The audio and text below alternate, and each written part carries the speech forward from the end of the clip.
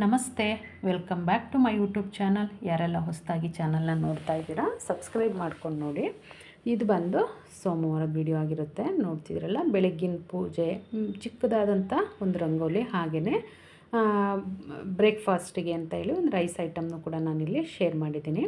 ಮಾವಿನ ಹಣ್ಣಿನ ಸೀಸನ್ ಮುಗಿತಾ ಬರ್ತಾ ಇದೆಯಲ್ಲ, ಹಾಗಾಗಿ ಅದರದ್ದು ಒಂದು ಸ್ವೀಟ್ ರೆಸಿಪಿನೂ ಕೂಡ ನಾನಿಲ್ಲಿ ಶೇರ್ ಮಾಡಿದ್ದೀನಿ. ನೋಡಿ ಎಷ್ಟು ಕಲರ್ಫುಲ್. ಬನ್ನಿ, ಮೊದಲಿಗೆ ಒಂದು ಪುಟ್ಟದಾದಂತಹ ರಂಗೋಲಿ ಡಿಸೈನ್ ಮಾಡ್ಕೊಂಡು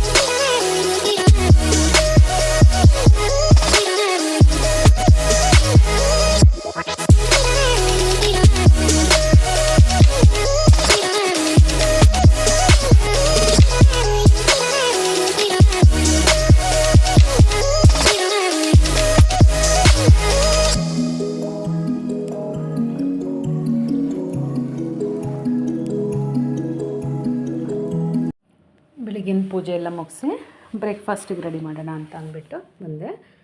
ನೋಡ್ತಿದ್ದೀರಲ್ಲ, ನಾನಿವತ್ತು ಒಂದು ರೈಸ್ ಐಟಮ್ನ ಮಾಡಿ ತೋರಿಸ್ತಾ ಇದ್ದೀನಿ. ಮಾಡೋದು ತುಂಬಾ ಸುಲಭ. ಮನೇಲಿರ್ತಕ್ಕಂಥ ಇಂಗ್ರೀಡಿಯೆಂಟ್ಸ್ ಯೂಸ್ ಮಾಡಿಕೊಂಡು ಈಸಿಯಾಗಿ ಮಾಡ್ಕೊಳ್ಬೋದು. ರುಚಿ ತುಂಬಾ ಚೆನ್ನಾಗಿ ಬರುತ್ತೆ. ಮಕ್ಕಳಿಗೆ, ದೊಡ್ಡವರಿಗೆಲ್ಲ ತುಂಬಾ ಇಷ್ಟ ಆಗೋವಂಥ ಒಂದು ರೆಸಿಪಿ ಅಂತಲೇ ಹೇಳ್ಬೋದು. ಮೊದಲಿಗೆ ಸ್ಟವ್ ಮೇಲೆ ಒಂದು ಕಡಾಯಿ ಇಟ್ಕೊಂಡು ಒಂದು 3 ಸ್ಪೂನಷ್ಟು, 3 ಅಥವಾ 4 ಸ್ಪೂನು ಎಣ್ಣೆನ ಹಾಕ್ಕೊಂಡು, ಎಣ್ಣೆ ಕಾದ ನಂತರ ಶೇಂಗಾ ಹಾಗೆಯೇ ಗೋಡಂಬಿನ ಹಾಕಿ ಹುರಿದು ಎತ್ತಿಟ್ಕೊಳ್ಬೇಕಾಗತ್ತೆ. ನೋಡ್ತಿರ್ಬೋದು, ಎಲ್ಲ ಬ್ರೌನ್ ಕಲರ್ ಬಂದಿದೆ. ಇವಾಗ ಇದನ್ನು ಒಂದು ಬೌಲ್ಗೆ ಅಥವಾ ಪ್ಲೇಟಿಗೆ ಎತ್ತಿಟ್ಕೊಳ್ತಾ ಇದ್ದೀನಿ. ಇದೇ ಪಾತ್ರೆಯಲ್ಲಿ ಒಗ್ಗರಣೆನ ಹಾಕ್ಕೊಳ್ಳೋಣ. ನೋಡ್ತಿರ್ಬೋದು ನೀವು.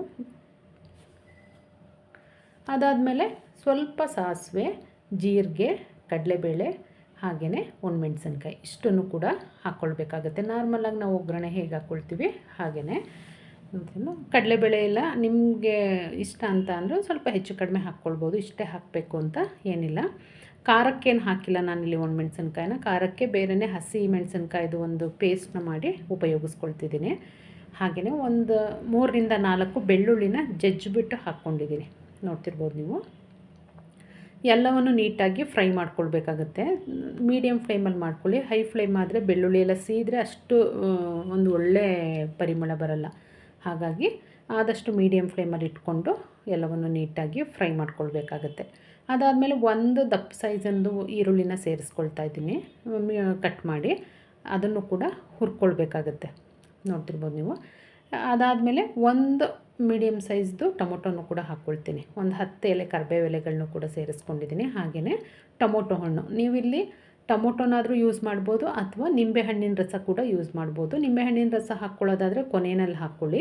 ಟೊಮೊಟೊ ಹಾಕ್ಕೊಳ್ಳೋದಾದರೆ ಮಾತ್ರ ಈ ಟೈಮಲ್ಲಿ ಹಾಕ್ಕೊಳ್ಳಿ. ನೋಡಿ ನಾನಿಲ್ಲಿ ಒಂದು ಗ್ರೀನ್ ಪೇಸ್ಟನ್ನ ಹಾಕ್ಕೊಳ್ತಿದ್ದೀನಿ. ಇದಕ್ಕೆ ಹಸಿಮೆಣಸಿನ್ಕಾಯಿ, ಬೆಳ್ಳುಳ್ಳಿ, ಕೊತ್ತಂಬರಿ ಸೊಪ್ಪು, ಹಾಗೆಯೇ 1 ಇಂಚು ಚಕ್ಕೆ ಮತ್ತು 1-2 ಲವಂಗನ ಹಾಕಿ ಗ್ರೈಂಡ್ ಮಾಡಿ ಇಟ್ಕೊಂಡಿದ್ದೀನಿ. ಅದನ್ನು ಸೇರಿಸ್ಕೊಂಡೆ. ಹಾಗೆಯೇ ರುಚಿಗೆ ತಕ್ಕಷ್ಟು ಉಪ್ಪನ್ನು ಕೂಡ ಹಾಕ್ಕೊಂಡಿದ್ದೀನಿ.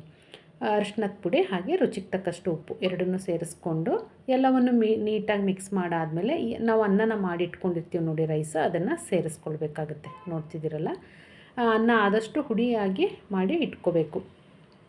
ಬೆಂದೋದ್ರೆ ಅಷ್ಟು ಚೆನ್ನಾಗಿ ಅನಿಸಲ್ಲ. ಹಾಗಾಗಿ ನಾವು ಒಂದು ಗ್ರೀನ್ದು ಹಸಿಮೆಣಸಿನ್ಕಾಯಿಂದ ಒಂದು ಪೇಸ್ಟ್ ತೋರಿಸಿದ್ನಲ್ಲ, ಅದು ಮಾಡಿಟ್ಕೊಂಡು ಸುಮಾರು ಕೆಲವೊಂದು ರೈಸ್ ಐಟಮಿಗೆಲ್ಲ ಒಂದು ಒಳ್ಳೆ ಟೇಸ್ಟ್ನ ಕೊಡುತ್ತೆ ಅದನ್ನ ಹಾಕಿ ಮಾಡೋದ್ರಿಂದ. ಹಾಗಾಗಿ ನಾನು ಸಾಮಾನ್ಯ ಮಾಡಿ ಇಟ್ಕೊಂಡಿರ್ತೀನಿ. ಕೆಲವೊಂದು ಐಟಮ್ಗಳಿಗೆ ಅಷ್ಟೇ ಸೇರಿಸ್ತೀನಿ. ಹಾಗೆ ಈ ಪರಾಟ ಎಲ್ಲ ಮಾಡುವಾಗ ಅದೊಂದು ಒಳ್ಳೆ ಟೇಸ್ಟ್ ಕೊಡುತ್ತೆ. ಹಾಗಾಗಿ ಅದನ್ನು ನಾನು ಮಾಡಿ ಇಟ್ಕೊಂಡಿರ್ತೀನಿ. ಎಲ್ಲವನ್ನು ನೀಟಾಗಿ ಮಿಕ್ಸ್ ಮಾಡ್ಕೊಂಡಾದಮೇಲೆ ಶೇಂಗಾ ಹಾಗೆಯೇ ಗೋಡಂಬಿನೂ ಕೂಡ ಹಾಕ್ಕೊಳ್ತಾ ಇದ್ದೀನಿ. ಕೊತ್ತಂಬರಿ ಸೊಪ್ಪನ್ನು ಹಾಕ್ಕೊಂಡು ಮತ್ತೊಂದು ಸಲ ಎಲ್ಲನೂ ಕೈ ಆಡ್ಕೊಂಡ್ವಿ ಅಂತ ಅಂದರೆ ನೋಡಿ ರೆಡಿನೇ ಆಗೋಗುತ್ತೆ. ಒಂದು ಸ್ವಲ್ಪ ತುಂಬ ಡಿಫ್ರೆಂಟಾಗಿ ಬರುತ್ತೆ ಟೇಸ್ಟ್. ನಾವು ಒಂದು ಪೇಸ್ಟನ್ನು ಹಾಕಿದ್ದೀವಲ್ಲ, ಗ್ರೀನ್ ಮಸಾಲ ಪೇಸ್ಟ್, ಅದು ಬೇರೆ ಥರನೇ ರುಚಿ ಕೊಡುತ್ತೆ. ನಾವು ಹಸಿಮೆಣಸಿನ್ಕಾಯಿ ಖಾರಕ್ಕೆ ಎಷ್ಟು ಬೇಕು ಅಷ್ಟನ್ನು ಹಾಕಿ ಅದರಲ್ಲಿ ಗ್ರೈಂಡ್ ಮಾಡಿ ಹಾಕ್ಕೊಳ್ಬೇಕಾಗತ್ತೆ. ನೋಡ್ತಿದ್ದೀರಲ್ಲ, ಕಲರ್ಫುಲ್ ಆದಂಥ ಲಂಚ್ ಬಾಕ್ಸ್ ಅಥವಾ ಬ್ರೇಕ್ಫಾಸ್ಟ್ ರೆಸಿಪಿ ರೆಡಿಯಾಗಿದೆ. ಮಾಡೋದು ಈಸಿ, ರುಚಿನೂ ತುಂಬ ಚೆನ್ನಾಗಿ ಬರುತ್ತೆ. ಹಾಗೆ ಮಾವಿನ ಹಣ್ಣು ಸೀಸನ್ ಮುಗಿತಾ ಬರ್ತಾ ಇದೆಯಲ್ಲ, ನನ್ನ ಮಗ ಏನಾದರೂ ಒಂದು ಸ್ವೀಟ್ ಮಾಡಮ್ಮ ಮಾವಿನ ಹಣ್ಣಲ್ಲಿ ಅಂತ. ಹಾಗಾಗಿ ಒಂದು ಸ್ವೀಟ್ ರೆಸಿಪಿನೂ ಕೂಡ ನಾನಿಲ್ಲಿ ಶೇರ್ ಮಾಡ್ಕೊಳ್ತಾ ಇದ್ದೀನಿ. ಮೊದಲಿಗೆ ನಾನಿಲ್ಲಿ 2 ಮಾವಿನ ಹಣ್ಣನ್ನು ನೀಟಾಗಿ ತೊಳೆದು ಎತ್ತಿಟ್ಕೊಂಡಿದ್ದೀನಿ. ಹಾಗೆಯೇ ಕಟ್ ಮಾಡ್ಕೊಳ್ತಾ ಇದ್ದೀನಿ. ಇದು ತಿರುಳು ಮಾತ್ರ ತೊಗೊಳ್ಬೇಕಲ್ಲ, ಹಾಗಾಗಿ ಕಟ್ ಮಾಡಿ ಮಧ್ಯ ತಿರುಳೇನಿದೆ ಅದನ್ನು ಒಂದು ಬೌಲಿಗೆ ತೆಗೆದಿಟ್ಕೊಳ್ಬೇಕಾಗತ್ತೆ. ಆದಷ್ಟು ಸಿಹಿಯಾಗಿರ್ತಕ್ಕಂಥ ಹಣ್ಣನ್ನು ತೊಗೊಳ್ಳಿ. ಹುಳಿಯಾದರೆ ನಾವು ಮಾಡ್ತಾ ಇರ್ತಕ್ಕಂಥ ರೆಸಿಪಿ ಅಷ್ಟು ಚೆನ್ನಾಗಾಗಲ್ಲ. ಹಾಗಾಗಿ ನೋಡಿ, ತಿರುಳನ್ನ ಮಿಕ್ಸಿ ಜಾರಿಗೆ ಹಾಕಿ ಗ್ರೈಂಡ್ ಮಾಡ್ಕೊಂಡಿದ್ದೀನಿ. ಬೇರೆ ಇನ್ನೇನು ಸೇರಿಸೋದು ಬೇಡ. ಮಾವಿನ ಹಣ್ಣು ತಿರುಳನ್ನು ಮಾತ್ರ ಗ್ರೈಂಡ್ ಮಾಡ್ಕೊಳ್ಬೇಕಾಗತ್ತೆ. ಅದಾದಮೇಲೆ ಸ್ಟವ್ ಮೇಲೆ ಒಂದು ಪ್ಯಾನ್ನ ಇಟ್ಕೊಂಡು ಗ್ರೈಂಡ್ ಮಾಡಿರ್ತಕ್ಕಂಥ ಮಾವಿನ ಹಣ್ಣು ಪೇಸ್ಟನ್ನು ಹಾಕ್ಕೊಳ್ಬೇಕಾಗತ್ತೆ. ನೋಡ್ತಿರ್ಬೋದು ನೀವು. ಅದಕ್ಕೆ 1 ಲೋಟ ಗಟ್ಟಿಯಾಗಿರ್ತಕ್ಕಂಥ ಹಾಲು, ಒಂದು ಚಿಕ್ಕ ಲೋಟದಲ್ಲಿ 1 ಲೋಟ, ಇಷ್ಟೇ ಅಂತ ಏನಿಲ್ಲ, ಒಂದು ಮೀಡಿಯಮ್ ಲೋಟದಲ್ಲಿ ಹಾಕ್ಕೊಂಡ್ರೆ ಆಗುತ್ತೆ. ನೀಟಾಗಿ ಕೈ ಆಡ್ಕೊಳ್ಬೇಕಾಗುತ್ತೆ. ಅದಕ್ಕೆ ಸಕ್ಕರೆ ಹಾಕ್ಕೋಬೇಕು. ನಮಗೆ ಟೇಸ್ಟಿಗೆ ಅಂದರೆ ಸಕ್ಕರೆ ಬೇಕಾಗುತ್ತೆ. ಒಂದು 1/4 ಲೋಟ ಆದರೆ ಸಾಕಾಗುತ್ತೆ ಸಕ್ಕರೆ. ನಾನಿಲ್ಲಿ ಹಣ್ಣಾಗಿ ತುಂಬ ಸಿಹಿ ಇರ್ತಕ್ಕಂಥ ಮಾವಿನ ಹಣ್ಣು ತೊಗೊಂಡಿರೋದ್ರಿಂದ 2ರಿಂದ 3 ಸ್ಪೂನ್ ಸಕ್ಕರೆನ ಹಾಕ್ಕೊಂಡಿದ್ದೀನಿ.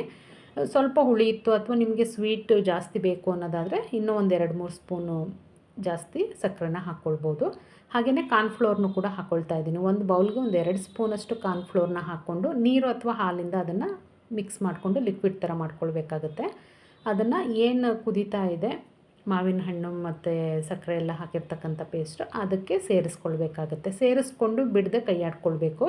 ಇಲ್ಲ ಅಂತ ಅಂದರೆ ಗಟ್ಟಿಯಾಗೋಗುತ್ತೆ, ಅಂದರೆ ಒಂಥರ ಉಂಡೆ ಥರ ಆಗೋಗ್ಬಿಡುತ್ತೆ. ಹಾಗಾಗಿ ಬಿಡದೆ ಕೈ ಆಡ್ಕೊಳ್ಳಿ. ನೋಡಿ ಎಷ್ಟು ಚೆನ್ನಾಗಿ ಬರ್ತಾಯಿದೆ ಅಂತೇಳಿ. ಕಲರು ಕೂಡ ಚೇಂಜ್ ಆಗುತ್ತೆ, ತಿಕ್ಕಾಗ್ತಾ ಬರುತ್ತೆ, ಅದು ಸ್ವಲ್ಪ ಗಟ್ಟಿ ಆಗ್ತಾ ಬರುತ್ತೆ. ನೋಡ್ಬೋದು ನೀವು, ಗಟ್ಟಿ ಆಗಿದೆ ಈಗ ಆಲ್ರೆಡಿ. ನೋಡಿ ಈ ಕನ್ಸಿಸ್ಟೆನ್ಸಿಗೆ ಬಂದಿದೆ ಅಂತ ಹೇಳಿ ಇದು ರೆಡಿಯಾಗಿದೆ ಅಂತ. ಇದನ್ನು ಒಂದು ಮೌಲ್ಡಿಗೆ ಹಾಕ್ಕೊಳ್ಬೇಕಾಗತ್ತೆ. ಇಲ್ಲ ಒಂದು ಬೌಲಿಗೋ ಬಾಕ್ಸಿಗೋ ಯಾವುದಕ್ಕಾದರೂ ಸರಿ ಹಾಕ್ಕೊಂಡು ನಾವು ಫ್ರೀಝರಲ್ಲಿ ಒಂದು 4 ಗಂಟೆ ಟೈಮ್ ಇಟ್ವಿ ಅಂತ ಅಂದರೆ ಸೆಟ್ ಆಗುತ್ತೆ. ಇದು ತಿನ್ನಲಿಕ್ಕೆ ಈ ಸಿಹಿ ರೆಡಿಯಾಗುತ್ತೆ.